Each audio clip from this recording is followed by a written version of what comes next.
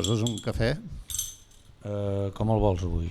Bueno, tu posa molt, perquè de moment estic remenant sense res. Llarg, però tant per tant de la manera que et vagi bé, curt, llarg, una mica de sucre, menys... Ja està bé, ja està bé. No, em puc adaptar perfectament. No, que ja està bé, que ja me n'has tirat prou. Et va bé així? Sí. Però vols que hi ha gent que li agrada, doncs això, fer una bona remenada. Et fa posar nerviós? No, a mi no. Jo avui estic bastant relaxat. Llavors pots posar això, remenar, llavors pots posar una mica de sucre, Necessito... sacarina... Tens mitges? També en tinc de mitges. Quantes en vols avui? Necessito, què tens? Mitja cama, fins a cuixa, panty? Sí, jo tinc panty i mitja cuixa. Llavors m'hauries de dir el color també. Beix i 4. No, el tinc trencat. Et va bé el trencat? No, 4. És per tu? 4 què? Dos fas? 2 i 2. 2 i 2 o 4? Quan? No, perquè van en parells. Llavors vols 4 caixes. 4 caixes en vols. No, perquè és diferent. 2 i 2. Quantes n'hi ha a cada caixa? Cada caixa n'hi van 4. Perquè No, són n'hi van 2 i 2. 2. No. A casa meva n'hi van 4 a cada caixa. Posa'm més cafè. Una mica més? Com el vols? Remenat? Hi tiro una mica de Nescafè? I vols sucre? Per si no hi ha res aquí dins. Bueno, però ja t'ho faré. Jo només m'has de dir com el que vols. Tu remena, que almenys... Si hi ha gent que l'estressa, però hi ha gent que li relaxa el sorollet aquest.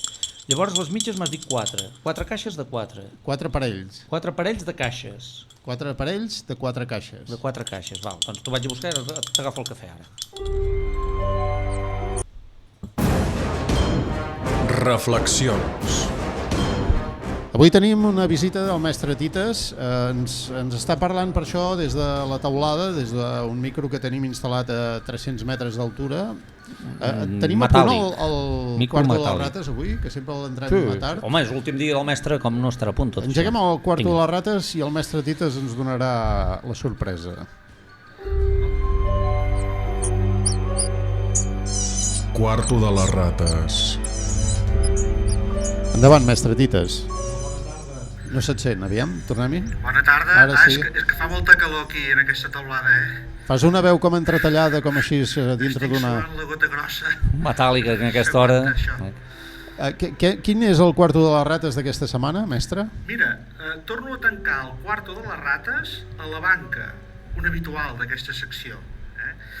Després d'abandonar les seus socials de Catalunya i de traslladar-les en territori espanyol, amb una jugada que demostra la seva covardia, el seu espanyolisme exacerbat i la seva fidelitat a una monarquia corrupta, ara s'han despenjat en no voler avalar uns tristos 5 milions d'euros que els demanava la Generalitat per fer front als embargaments del Tribunal de Cuentas Pendientes por mis huevos morenos als polítics i funcionaris catalans. Miserables! Molt bé, Nano, el seu últim a l'esquadra! Molt bé, sí senyor, molt bé, Nano, molt bé! Bé, aquesta setmana parlàvem de diversos temes, al final ens hem decidit, Ramon i mestre Tites, per parlar de l'hort. Sé que teniu un tema així com amb solapat, que el tenim, que l'entrarem amb calçador, però per què hem triat el tema de l'hort? Bé, hem triat el tema de l'hort, això sempre és una cosa que fem una disquisició i arribem a la conclusió de que seria, perquè és una bona finalització de temporada del mestre Tites de l'hort. Perdó, no t'he entès? Sí, el mestre Tites avui acaba secció, acaba temporada, a l'estiu continuarem però amb la maca i amb la fresca, que serà una cosa més àgil. Aquest tema és per fidelitzar... Sí, per finalitzar el que és la temporada del mestre. Llavors l'hort, ell mateix ho explicarà, però és d'allà on ve tot plegat. Què us, mestre Tites, que és que t'asserena la mirada, portar un hort, et deixa... Mira, bona tarda una altra vegada. Bones tardes. Estic patint una calor aquí dalt la teulada que no s'aguanta. Bueno, en fi, no hi ha res més modern que un hort. Ara que teniu un hort i cuidar-lo. Una activitat que s'havia fet sempre de supervivència per omplir el rebost pels mesos més freds en què molts aliments eren escassos. Doncs l'hort primaveral i estiuenc servien per omplir pous de glaç i pots de conserves per poder-se atipar quan ja no hi creixia res. Els horts hivernals, més pobres, produïen cols i bledes ensopides que suposaven el menú diari ja en forma de sopes o de verdura bullida.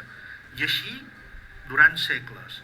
Els que tenien més terreny podien passar de l'autoabastament a la venda de l'excedent a la plaça del poble més proper.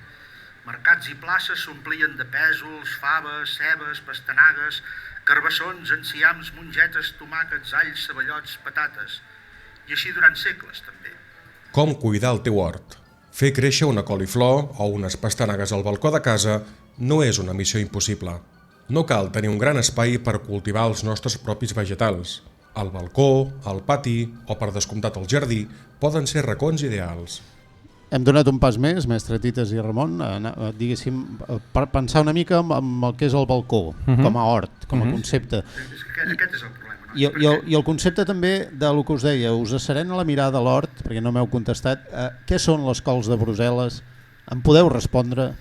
Jo no ho faré ara, ja ho faré més tard, perquè vull acabar amb el que estava explicant. Continua, Això que a dèieu pinyó. d'aquests horts de Terrassa, oi? Doncs ara, noi, l'hort s'ha convertit en una cosa cool, sostenible, guai, enrotllada, moderna. Generacions de gent eco i xupi-guai munten el seu hort a la terrassa de 10 metres quadrats de casa seva i fan els seus 6 enciams, les 12 maduixes i els seus 8 tomàquets que sí que tenen gust de tomàquet autèntic, no? Això sí que és un tomàquet, que bo! No hi ha res millor que un tomàquet recient collit i que has fet tu mateix. Tu mateix? Cabrús! Has fet servir unes llavors comprades al Lidl que han estat processades i manipulades a Sud-amèrica per part d'una multinacional estadounidenca, envasades al buit fa 2 anys i transportades en vaixells ultracontaminants. Sostenible. Pràcticament es pot plantar qualsevol tipus d'hortalissa a casa. Tenint en compte les limitacions d'espai, però, cal triar les que poden donar més rendiment, com ara tomàquets, pebrots, albergínies, faves i pèsols. I també es poden triar les que tenen un cicle de cultiu més ràpid, com el cas de les raves i enciams. Al cantó contrari, és millor no plantar hortalisses molt vigoroses o que ocupin molt d'espai, com ara carxofes, melons, síndries o carbasses. Quan parlem d'hortalisses molt vigoroses, i pots continuar a pinyó, no hi ha Sí, problema. sí, jo continuo, Jo vaig llançant preguntes. Home, però ha de treure, avui té per treure al final. Aquesta vigorositat és el que anem. Això, Espera com anem enllaça. pel tema aquest, Espera a com veure, enllaça. aviam. Perquè dèiem que era una activitat molt cool, i tant que és cool. Davant d'aquella terra negra, Cool, hem dit, vida, dolor persistent, i començar amb les mans a acariciar-la, a gratar-la de forma concèntrica, a penetrar-la cada vegada més per arribar fins al punt culminant, dipositar-hi finalment la llavor i acabar regant-la amb una ruixada De què parla? contínua, càlida.